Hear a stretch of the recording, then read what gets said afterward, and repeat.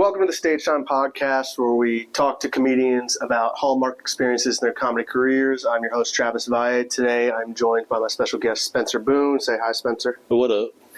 Spencer started off doing comedy here in the Charlottesville area. We're in Charlottesville right now. And he recently moved to Texas to be part of the Austin comedy scene, and he's back for the summer, so I figured I'd grab an interview when I get a chance.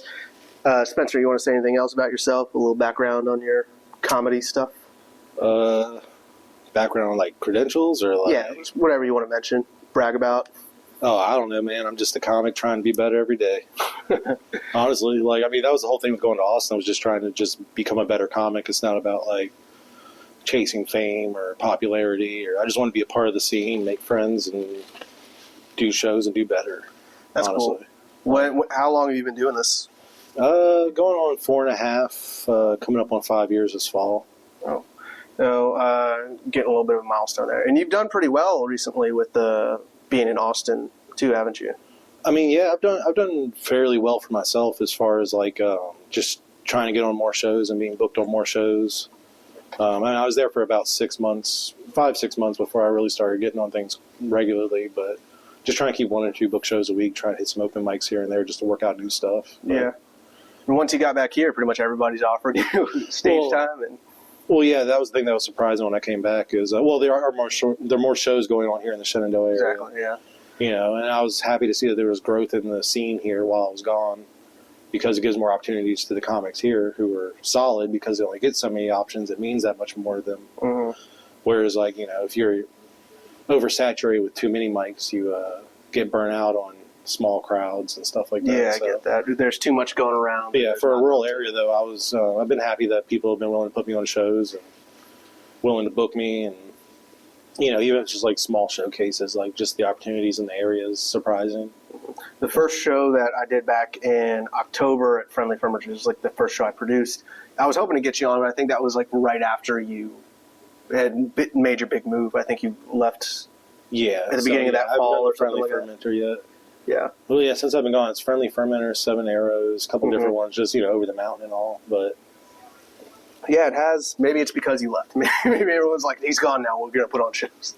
Well, yeah, but I mean, unless the scene grows some, a lot of people are going to leave. Yeah. And I predict in the next year, there's going to be some other comics who move to more active scenes just because that's what you need for growth. Someone we were talking to recently, I think, was toying with the idea of going to Austin, Texas. I don't remember who specifically. I almost want to say Khaled. I think Khaled and Taylor were both Taylor Knight moving. Yeah. Yeah. Okay. I know Taylor mentioned an interest in it before I ever left, but you know, yeah, I think he felt like he was too new in comedy to want to totally change. You know. Yeah. Yeah. Well, he'd only been doing it for like a year. Yeah. Yeah, that's true. He is fairly new, isn't he? But he's really good. Yeah, he's Taylor solid Knight. though. Yeah, and I've seen a lot of growth in the comics since I've left. That's what makes me more happy than anything. Is like. It makes me want to write more, inspires me to write differently when I see these different comics who I saw, you know, almost a year ago. And just see where they've grown and see where some of them can do 15 minutes now and some of them can, like, you know, really hold their own on stage. How do you feel about your progress since you first started? Since I first started? Yeah. I think I was in a really good writing streak early last year before I left. Yeah. I was gotten to the point where, like, just your creative mind kicks in after doing it for a while. And it's like, you know, just have a lot of fresh new ideas. But, when I first started, a lot of it was clumsy, but some of the bits I still do now are derived from some of the bits I did my first time on stage. Like, but they've grown, they've changed, I reworked them completely. Some of them don't have parts in them that existed at all. Like, just totally cropped some of it out, but I got strong bits out of it after I worked it long enough. Yeah, when you've played it around with the joke well enough, especially with on the first go, it's maybe a little longer because you're trying to explain stuff that you realize later you don't need to. You're able to trim stuff down, make it more Oh, yeah, you get to trim precise. the fat, the unnecessary information or whatever. But I did find myself, as I did it more, as any comic would, as you do it more, like, you start getting closer to the good joke quicker. Yeah. Like, you can write stuff that's automatically funny, either just on basic premise or usage of words.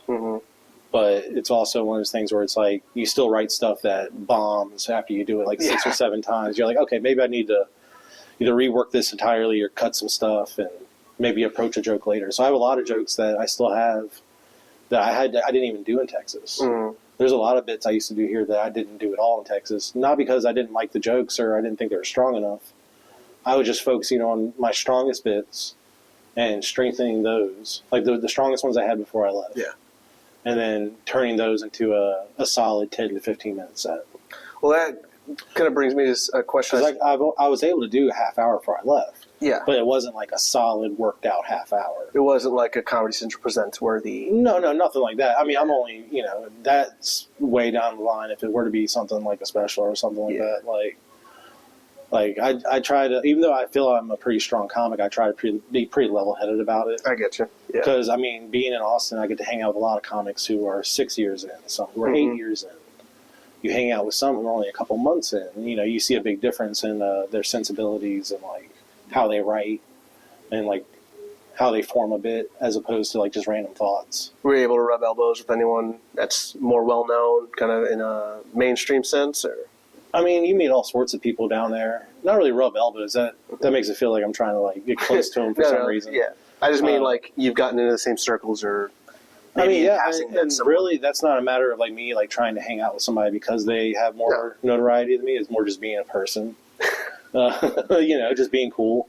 Yeah. But you meet people. Not to brag, I'm just a cool guy. There are some comics that move there that a lot of people know, and they're still comics, and they hang out at like the popular spots, like Creek in the Cave. Yeah, I get you. Like a lot of people, like wigged out when Lemaire Lee from Matt and Shane's Secret Podcast. Okay.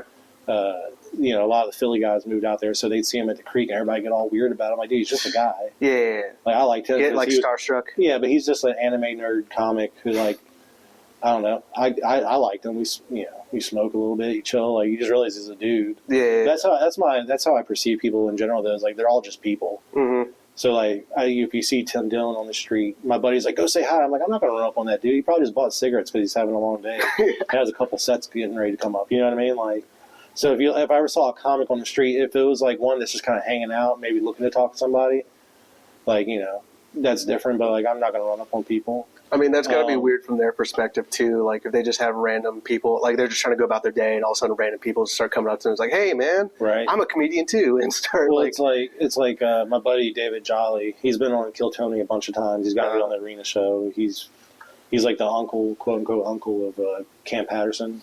Yeah. And Cam's cool as shit, too. Like, I know him. But David Jolly was, like, real supportive of me not leaving at one point when I was depressed, and, like, he helped me get in contact with a guy so I got a spot to live, and I wound up being roommates with him for a little bit there before I left. Yeah. But it wasn't something to, like, go around and tell people, like, I live with David Jolly, like, yeah. But some people look at that, if it is that situation, they're like, oh, you're just going to get opportunities out of that. And I'm like, I don't really like asking people for stuff. Yeah, I get that. Like, I'd never really asked Jolly for anything. If he offered me an opening spot, it's something he offered me. And I'm actually going to be doing a spot for him, like a guest spot on his show at the Virginia Beach Funny Bone in September. Because he's coming through with the Kill Tony Killers tour. That's pretty sweet. Yeah. I think that is a bit of a double edge, though, in comedy, because a lot of opportunities are, I think, presented from just asking. Like, reaching out to random people. Well, that's also the thing David Jolly told me. Like, I was like, man, I don't know how to approach them. He's like, sometimes you just got to ask. Yeah. Sometimes you just got to ask. And, I'm sure if I were to ask him more often, or if I were to have pressed it more, he probably could have helped me get some more spots, but I didn't want to be that. You don't want to take advantage of that friendship. I didn't want to take advantage of it, especially if we were roommates. And I also just wanted to try and figure stuff out on my own a little bit. I get you. I didn't want to rely on other people to like really get me on shows. Luckily, I had cool friends who ran some shows in town. Yeah. Like, there's a Virginia comic there, Montford, was nice enough to put me on Midnight Mass a couple times, which is like a midnight show at Vulcan. Okay. And, like, you just random people put you on like a house show or just a showcase somewhere. And I mean, it's just more so just connections, but also just doing the reps. Yeah. I shouldn't be this way, but I did have a friend recently kind of help me out where I was seeing, because I follow a lot of comics on Instagram, and there's someone who relatively new popped up, and then all of a sudden they're posting all these shows. I was like, honestly, I'm a little jealous because like this person's been doing it for so short time, and my friend's like, a lot of these are probably their friends get them on shows, or their friends are producers, so they put them on shows. Not in like a right. Not in like a spoiled way, but a lot of. Like how I've put together showcases, a lot of it is just people I know. Like I've reached out. Right, but not always though. Some people do pop off. So that's one thing, especially being in Texas. I genuinely try to not compare where I am with comedy with someone else and where they're at in comedy. That was one of the best advice probably. Someone else I had on one of these podcasts, Chris Womack, he said, don't try to compare yourself. Like, do your own thing. Like, that's my whole thing in Texas. Like, I was doing my own thing. Some people are like, you're not hitting enough mics. But I had one guy tell me, he's like, for someone who doesn't go to a bunch of open mics, like, you're so funny. And I'm like, thanks, man. It's such a backhanded compliment. It was. But he meant it in a good way. Yeah, I'm sure he did. But it was one of those things where it's like, I'm not going to press every little open mic. I want to do stuff that's going to make me grow as a comic. Yeah, I get something out of it. But I will say, like, there are people there who have been doing it a very short period of time, get on Kill Tony once, and all of a sudden they're on all these shows. Yeah. You know what I mean? But it's a matter of how much material you have and how much you've put work into it. Some people are still really new at it, and, struggle for a good 5. But then there's also people in the same scene who can give you a solid 20 and murder the room. But it's just they don't know anybody that well, or they're just still figuring out the scene. Yeah. There is a grind to it. But having connections and being on shows, I mean, that's really just sometimes asking, but it is sometimes knowing people. Yeah. It is knowing the right friends, or a lot of people start making their own shows. That's why there's a ton there's a ton of shows out there, but that's a lot of the reason there is that is because they're told if people aren't booking you, start your own show. That's pretty much what me, Kyle Remnant, and Kyle Johnson, we all just started shows. Because when you're in a place like Austin, when there's like 350, almost 400 comics. Yeah. And so not everybody's going to be able to get booked as regular as other people. That's the thing, too. So you have like a new show popping up like every week, a new space, a new venue, an old parlor room, backyards. I've done showcases at Hooters. Like it's really a matter of like Heather Joyce. She's done how big the show's going to be is like where you're doing it. Is it around all the other shows where it's more competitive? Is it more spaced out in a further location? Is it a bar? Is it something where people are actually there for comedy, or are they just in the background? So there's so many ways to approach it, but like I don't know. It's really just kind of vibing it out yourself and seeing where you think you need to be and where you're going to benefit. That was my thing. Is like, am I going to benefit from doing this show? Well, what got you interested in stand-up comedy in the first place? Loved it as a child. Anything specific?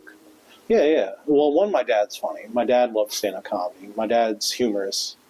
And but growing up, I used to stay up late to watch Dave Attell's Insomniac. Oh, I remember that show. Yeah. And as a kid, what fascinated me about stand-up comedy was always on Comedy Central back then, too. So, like, during the summers on summer vacation, if I'm, like, doing chores around the house or, like, just doing something in the kitchen, like we had a TV in there, and I would turn on Comedy Central, and you'd see, like, the comic rewinds or the little, like, 5-10 minute sets they would give comments on, like, these, smaller shows. And they would just play that during the day on daytime TV. It was just comedy. Yeah. So I consumed it. But Dave Attell was the one where I stayed up watching it one night, catching it. And I just love the fact that it's just a dude smoking cigarettes, drinking, talking about hookers, and like, inappropriate stuff for like a 9-year-old. Just walking around the towns because that was the premise. He just walked around the towns where he had gigs and he just talked to people. Yeah. Like, it was pretty much his Insomniac tour, but like in the format of a show. Yeah. And I used to stay up and watch it all the time. Like it was. I have very distinct. Like a lot of kids at school were talking about Digimon episodes or like the new Malcolm in the Middle. I'm like, you guys catch that Detroit Insomniac? Like, they're like, what's that? And I was like, you wouldn't get it. Have you ever heard of Hookers and Blow? It was one of those things where I was always enamored by the fact that a person can go up there with nothing but a microphone, not a band, not a whatever, just a guy with a microphone. And he can go up there and just make a crowd like react and explode and laugh and like. I was like, there's like a magic to that. And I was gonna say there's a thing about that, especially back in the day, like in like the '90s, early 2000s. Only so many comics were on TV. Exactly. So it was like, I don't know. It was just one of those things. Watching Dave Attell when I was younger, I didn't even know anything about the nuance of comedy. I didn't know anything about what made him funny, or even probably half the shit he was talking about because I was a child. But I was enamored by the fact that he went up there and just like brought joy to these crowds while being just crass and awful, and, but being very smart and witty. Like even though I didn't really get it as a child, as I watched it more growing up, like I watched the other specials, and I was like, oh, there's like a real. I think Dave Attell's probably like a comics comic. Yeah, he doesn't have the big infamy like he used to these days, but he's still like every comic's favorite comic. Like. It is like you brought up something interesting where it is kind of crazy when you think about comedy. It's just a person with a microphone. Like, there's no technical skill, like playing an instrument or even singing requires special training. But it does require certain skills some people don't have. One, public speaking is like the number one fear among people. Yeah. I saw a lot of comics in Austin who were just starting out who were still fighting public speaking fears. Yeah. And then, like, you also have the fact that it takes a creative mind to really work a joke or, like, back engineer a joke. Like, you have to be creative and you have to have poignant thoughts sometimes. Like, it's not just like a straight... I mean, some people are very direct and forward with their jokes, but they're still jokes. Yeah. You know, like, there's a certain, like... But there is such a self-made thing about being a comedian where it's like you are up there and you have to showcase... No, granted, a lot of people's humor and their sense of humor and what actually makes them funny is usually trauma of some sort. Yeah, that is or a lot of, you know, dark history stuff. But those are the best comics because, like, they're the ones who definitely dealt with life through humor. You know? I used to be picked at as a kid. I was always been heavyset, always been big. So, like, the way I would deflect that was make jokes about me being fat to myself, to other people, and it disarmed them. Yeah. Like, you can't make fun of me. I make fun of myself. So, and because I was able to make fun of myself at a younger age, I was able to make fun of myself at an older age, and now I can't take myself seriously, which is an issue. But, you know, then I'm also too serious because I'm like, not everything can be a fucking joke, and you get like, like, I'm tired of the silliness, but then you're like, I'm still just a sad clown. You know what I mean? Like Pagliacci. Yeah. So what actually made you want to try stand-up for the first time? Like, what actually got you on stage? I was coming up with bits while I was working at a restaurant. Like, I don't know, I just had, like, these funny jokes. And so I was doing, like, full-on bits around people. Like, I did, like, 10, 15 minutes of just telling my bits to people outside of a Christmas party for our work one day. Can I interrupt you 1 second? Yeah. So I've tried to, like, when I first started off, I tried kind of doing the same thing, except my humor is so dark that people couldn't tell if I was joking. They're like, well, so, this is messed up. Like, you're kind of a dark person at times, I can be. Too, well, so. The difference there was I worked with one of my best friends I've known since he was, like, 14. Yeah. You know, and I worked with people I knew really well and got my sense of humor. You're in a kitchen. Yeah. Working in a barbecue restaurant kitchen, like, we're going to say some stuff. Like, I was the type of guy, like, the manager have to step back and be like, Spencer, stop yelling about lesbians. I'm like, my bad. You know? Like, but it was one of those things where, but the way I would workshop these bits is I would go to different people throughout the restaurant and kind of throw, like, a little one-liner tag at them. But then I'd go to somebody else and do a different part of the bit. No. And then I'd come back and be like, so so-and-so thought this about this part. He's like, oh, I hadn't heard that part. I'm like, yeah, I didn't tell you that part. Yeah. It was one of those things where, like, I was literally, like, just kind of, like, going back and forth and... workshopping. Yeah, just throwing stuff out to people, like, just dumb stuff. Like, it was, like, real corny stuff, too. Like, it would be, like, the middle of winter. I was like, it's cold enough to get a snow job from a prostitute. Like, like dumb stuff, like... Is that one of your dad's jokes? Because that's a very dad humor. I mean, I still do a lot of dad jokes. I mean, a lot of the stuff I did at the LPM Comedy Lab. Yeah, like, which we got another one coming up on the 26th. Going to plug that real quick. But, you know, I did a lot of, like, silly wordplay dad jokes. But, I mean, those are still funny to me. So, like... Oh, yeah. Yeah, whatever. Like, yeah. But then I was also going around like, hey, man, do you know what the best part about being in a wheelchair is? And they were like, what? I'm like, never mind, we'll work this out later. Your dick's gotta look cute next to those tiny legs. Oh, yeah. It's fucked up, but, like, I've done those jokes to friends in wheelchairs, and you know what? Tyler Rich said they were, like, they're handicap approved. Yeah. I don't know if that means I get to use his placard or not, but, like... When I did edgy jokes, like, I think I still do kind of edgy jokes, but when I was, like, first starting off, I think I was trying to be edgy, and I made the decision where I said, if I do a joke about a person or a group of people, I'm not going to actually perform it unless I would actually do it in front of them. So so there were some jokes where I'm like, I don't know if I'd actually do this, so I, like, scrap some jokes. And it's probably for the best, just as a human being. You're not saying something super racist or, you know, isolating about somebody. What else am I supposed to say, Spencer? Well, my thing with, like, the handicapped people, like, you can't joke about handicapped people. But I'm like, yeah, but by saying that I can't joke about somebody's real life situation that I've acknowledged and witnessed, you're now excluding them from being a part of the joke. That's the thing. And I've had people come up to me after shows and be like, hey, thank you for doing that bit. I work with a lot of Army vets who would love this. Like, he worked at, like, a place where, you know, it's a lot of physically disabled people. Like, you know, like rehabilitation. And he's like, they would love this stuff because they feel like nobody's willing to talk about the funny side of being in a wheelchair. Because I tried to really bring light to it. And well, I mean, the military is always going to be a good place for you. Right. But it's also like, if I tell a story about getting directions from a lady who didn't have any hands, I'm not making one of that my up. favorite bits by you. But that's a real life thing that happened to me. I Yeah. don't practice that bit because it's a real thing. Like, she didn't have hands. She knows she didn't have hands, and she was still doing the arm motions like she was going to really direct me somewhere. As if that wasn't going to confuse me off the bat without acknowledging it. Yeah. Okay, so you practiced all these out. When and where did you actually get on stage for the first time? So it would have been like the first week of January 2020, actually. Oh, wow, that recently. Yeah. Well, I mean, Okay. Did I know you at that time? Or? No. Okay. No. That might have been a This was year all or so pre-COVID. before. Yeah. Pre-COVID. Okay. Then yeah. No, you're right. So I did comedy for like 3.5 months before everything like shut down. Mm. But I did as much as I could. Yeah. I did. My first time ever was Casey's Music Alley in Fredericksburg, Oh, okay. and they gave me 10 minutes my first time. 10. That's too much for a beginner. That's how everybody got it. They're like, Yeah, fill well, what you can. I yeah. filled the whole 10 minutes though. Oh, good on you, man. I remember. But also in my head, I had like 20 though. Yeah. I'd been workshopping with friends. Yeah. I mean? Like 20, and some of them went well. Some of them could have been better, obviously. But I was told, a couple people came to me afterwards, like, "Hey, come back. That was really good," or like, "I got a lot of compliments." Did you announce that it was your first time? I didn't. The guy bringing me up asked me if it was my first time, and I was like, "Yeah." Gotcha. And then he had to announce it. I was like, "You didn't have to. Yeah. You could have just been like, 'Hey, this is my name.' Like, I just wanted to go up and do it." Yeah. Just do it without any kind of I preconceived. was like 5 beers deep though. Like I was chill about it. So you got enough feedback that you're like, I'm going to stick with this. Oh yeah, I still have a video on my phone from the first time I ever did comedy after I got home, and Oh, that's awesome. just expressing my feelings on it, and Yeah. how I wanted to keep doing it, and like how much it meant to me. Like one of those car selfies. It's one of where those you things. sit- It's one of those things I've loved since I was a child, Uh-huh. and since I was like 6 or 7, probably was when I first started watching stand up, Mhm. and to be 28 years old and trying it for the first time, like it was a big thing for me. So like. Yeah, I made a video of it because if I kept on with it, I'd like to look back on that one day, and now I can, Smart, yeah. knowing that I committed to it. Well, looking back, if you could talk to yourself in the past, would you give yourself any specific advice before you got up on stage? For the first time? Yeah. Was there one thing that you noticed that you did, or you go back and you're like, oh, I should have done this, or that was a dumb move, or Not that on my was- first time. My first time went really well. That's good. I have no regrets from my first time on stage, actually. Hell yeah. I had actually had good sets for like my first 5 or 6 times getting on stage. Had a nasty bomb right before COVID, though.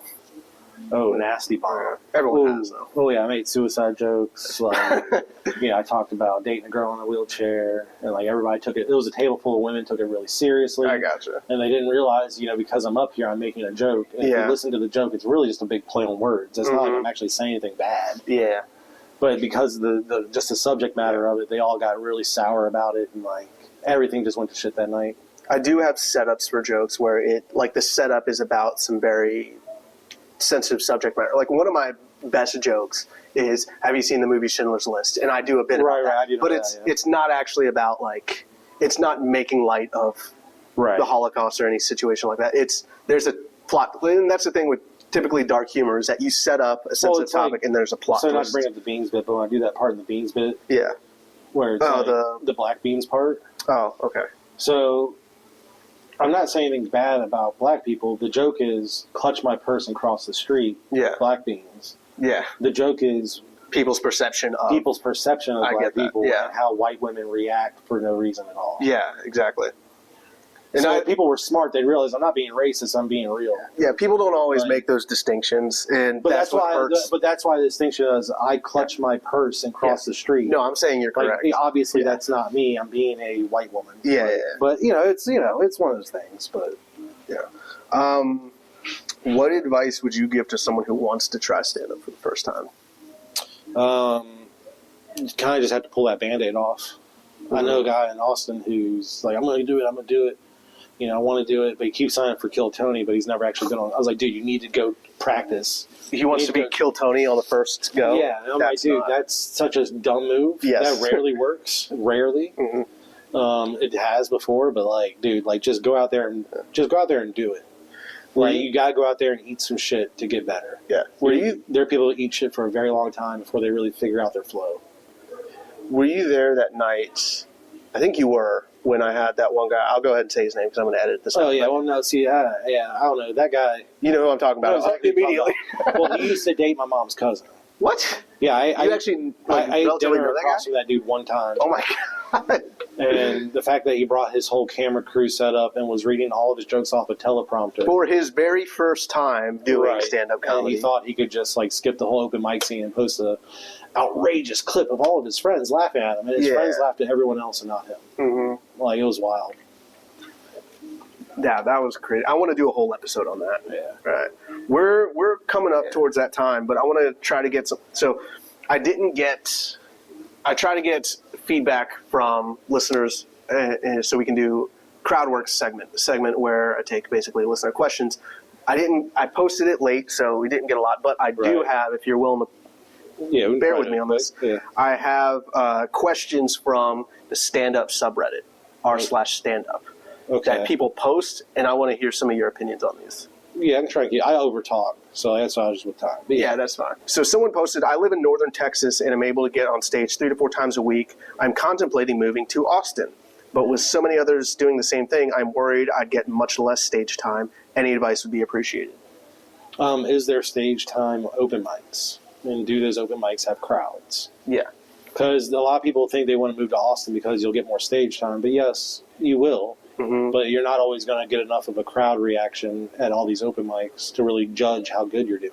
Because it's so oversaturated. It is very oversaturated. The audience is going to spread. You have to navigate your way through that to really get the stage time that you're probably seeking. Mm-hmm. I think if you're in a solid place where you can get 3 to 4 times a week, and it depends how long they've been doing it. It doesn't. So it depends if you've been doing it in that area 3 or 4 times a week for 4 years, and you're just trying to maybe seek better opportunities. Maybe I would also maybe go check out the scene, just go stay there for a week. You know what I mean? That's what some people do. They travel, they stay for a bit. I know Colin wants see if they like it. Colin came down and visited me once. Oh, that's right, he did. Yeah. All right, so yeah, that's actually pretty much because I took your advice and I posted that. So hopefully, if he listens to this, by all means. Yeah. What is the best way to take notes from your recorded set? For me, it's just looking. For me, it's not really what I'm saying. It's the inflection.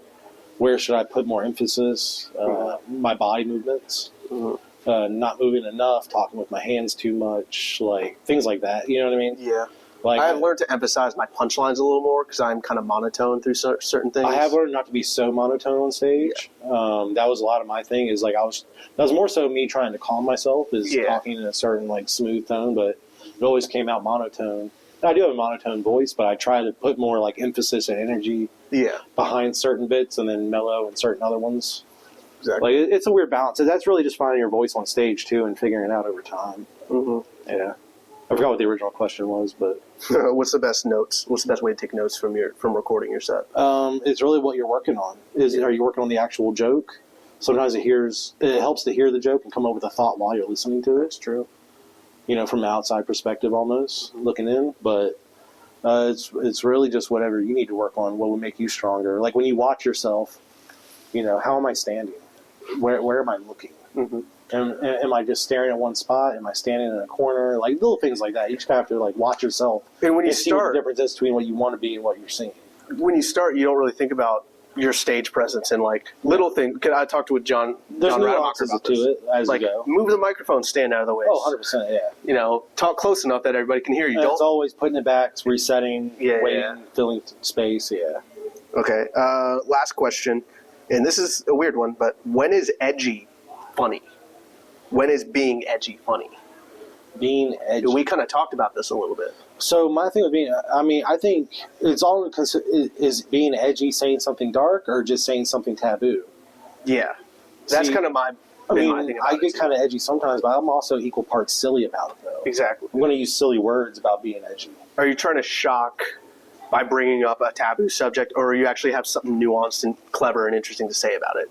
I would say that depends on your approach. I got my cop joke that gets really dark. Yeah. But the whole turnaround on it is the fact that I'm talking about being a cop. Yeah. And that usually goes well with no matter how you feel about it. Mm-hmm. But it's one of those ones where it gets really dark and really aggressive, where everybody gets quiet, which I'm used to. I'm used to it. I did on Kill Tony. And I will say, with that darker, edgier joke I did, I did the regular show at Vulcan. Cam Patterson got me on that, and I had to follow Hans Kim, but I got to talk to him a little bit beforehand. He's like, "Oh yeah, you're the guy who did the mustache joke." And I was like, now you're that guy. I was like, "Oh yeah, I was that guy." He goes, "That was a really risky joke to do." Mm-hmm. He's like, "But I like that though. I like that it was risky." Yeah. I was like, "Thanks, man." Like, it meant a lot because he does a lot of edgy, risky comedy. Hans Kim's a perfect example of that. But he can also get away with certain things, I think, because of his ethnicity. Mm-hmm. And he is a good joke writer. There is a minority privilege to certain jokes. He can say certain things. He can say a lot of stuff about Asian people that white people cannot. Yeah. So, but he does do more of a racial, edgy take on things. Mm-hmm. But, he's consistent with it. Yeah. And I would say you do have to have kind of a certain commitment to it. Don't be arrogant about it, but I've also grown in the sense that not everything I do has to be edgy or risky. That's true as well. I learned that. I love more on stage as being goofy and silly and people feeding off that, and then saying something dark like, "Oh, you didn't see that coming." Yeah. Like, it's a good up and down. Like, I do an impression of Juice WRLD that only hits half the time, depending on if you know how Juice WRLD died. I've opened up sets with that and it's killed. Mm-hmm. And then I've also done it in sets and it's like, okay, everybody hates me. Yeah. And you just kind of ride that wave. You know what I mean? And then you kind of press on and you're like, yeah, let's do the rough jokes. And then you're like, I should have opened up with the dumb Australian wordplay jokes. Or I should have done. So now I've learned I open up something with something lighthearted and then I'll move into something darker if I want to. But I realize I don't always have to. That was part of the growth in Texas is realizing I can do any style of comedy or try new styles of comedy and don't be so confined within one box of what I think I need to do or what I am. That's good. Yeah. So I think that's our time. Yeah. Is there anything you want to plug? Any upcoming shows? This will come out Monday, July. I am. If you want to follow me on Instagram at I Swear I'm Awake, I will post stuff I'll be doing there. I am trying to get a show or two running myself. Ooh. In the here or in Austin? Local area here while I'm here. In Virginia? Yes, gotcha. In Virginia. Not real sure the location yet. I'm scouting out some places now. Nice. But if anybody listening really wants to support me, look up David Jolly Show at the Virginia Funny Bone in September 19th, I think. Oh, yeah. I'd love to any of my friends come support that because, it'd mean a lot. All right, thank you, Spence, for joining us. Yeah, Hope you had fun. Yeah. And we're going to go do an open mic now. Woo!